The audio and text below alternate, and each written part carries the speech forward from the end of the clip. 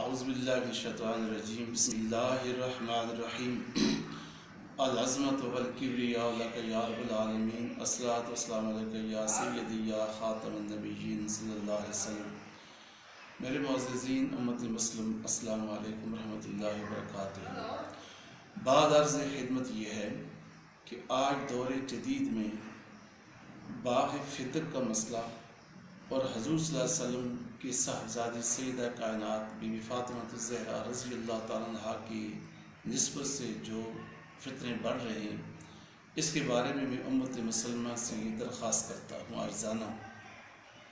کہ برائے کرم جو فتنے سوئے ہوئے ہیں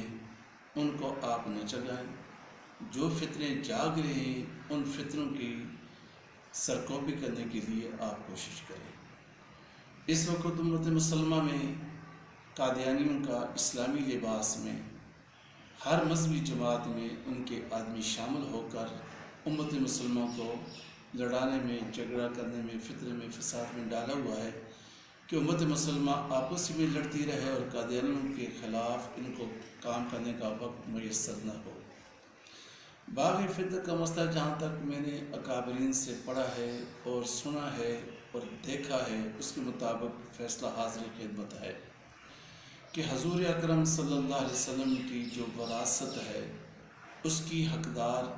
حضرت فاطمہ رضی اللہ تعالیٰ عنہ ہی والد کے وراثت کی حقدار بن سکتی تھی۔ پھر حضور صلی اللہ علیہ وسلم کی بیوی امہات المومنین رضوان اللہ تعالیٰ اجمعین بھی باغ فتق کی وراثت کی حقدار تھی۔ پھر حضور صلی اللہ علیہ وسلم کا حقیقی چاچا حضرت سیدنا حضرت عباس رضی اللہ تعالیٰ عنہ بھی باغ فتق کا وارثہ میں ان کا نام بھی شامل تھا، لیکن سیدنا صدیق اکبر، سیدنا عمر فاروق، سیدنا عثمان غنی، سیدنا علی مرتضیٰ رضی اللہ عنہ اجمعین نے متفقہ طور پر باغ فتق کے معاملے میں نبی صلی اللہ علیہ وسلم نے جو فیصلہ صدیق اکبر سے فرما دیا تھا،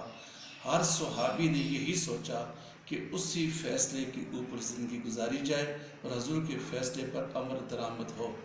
مگر اس وقت حضرت سیدنا فاطمہ رضی اللہ تعالیٰ عنہا کے کو یہ علم نہیں تھا کہ حضور صلی اللہ علیہ وسلم باغ فتق جو ہے وہ صدقہ فرما چکے ہیں، اور وراثت سے حضرت فاطمہ رضی اللہ تعالیٰ عنہ بھی معلوم ہیں، اور اس کی وراثت سے حضور کی جو حیات بیویاں تھیں امہات المومنین وہ بھی معلوم ہیں، اور حضرت سیدنا عباس رضی اللہ تعالیٰ عنہ بھی اس وراثت سے معلوم تھے۔ میرے عزیز محترم مسلمان بھائیوں، اس کے مطابق حضور صلی اللہ علیہ وسلم کے رازدار حضرت سیدنا صدیق اکبر رضی اللہ تعالیٰ عنہ اگر حضرت فاطمہ رضی اللہ تعالیٰ عنہ کے مال کی فتق میں کوئی برتتے تو ان کی حقیقی بیٹی بی بی عائشہ صدیقہ رضی اللہ تعالیٰ عنہ بھی تو باغ فتق کی حصے دار تھی، لیکن آپ نے سب کو ختم اس لیے کیا ہے کہ حضور کا جو فیصلہ تھا اس پر عمل درآمد کر دیا۔ ایک تو بات یہ ہے، دوسری بات یہ ہے کہ باغ فتق سے جو آمدن تھی اس سے بھی زیادہ بیت المال سے حضور صلی اللہ علیہ وسلم کے